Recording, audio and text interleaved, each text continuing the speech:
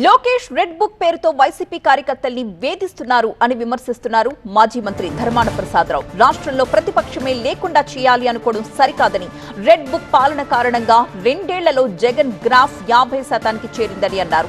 చంద్రబాబు స్వార్థ ప్రయోజనాల కోసం అధికారులతో తప్పులు చేయిస్తున్నారని, కూటమి ప్రభుత్వం పద్ధతి మార్చుకోకపోతే ప్రజల నుంచి తిరుగుబాటు తప్పదన్నారు ధర్మాన.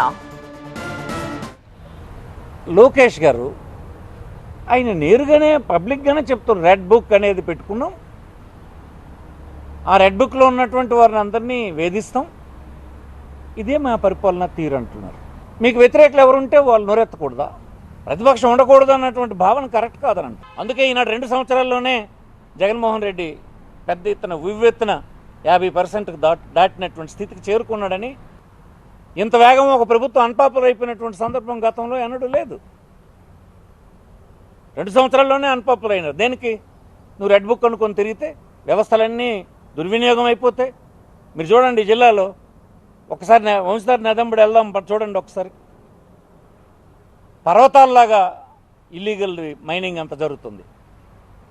అధికారులు గమ్మని ఊరుకుంటారు. నువ్వు ఎప్పుడైతే సంస్థల్ని వ్యక్తుల్ని ఇలాగ తప్పుదారి పట్టించేటువంటి పని చేస్తావో ఇవన్నీ నిర్వీర్యమైపోతాయి. నిర్వీర్యమైపోతే నువ్వు ఎక్స్పెక్ట్ చేయనటువంటి నష్టం ప్రజలకు జరిగిపోతుంది. ఆ ప్రజల నుంచి తిరుగుబాటు వస్తుంది.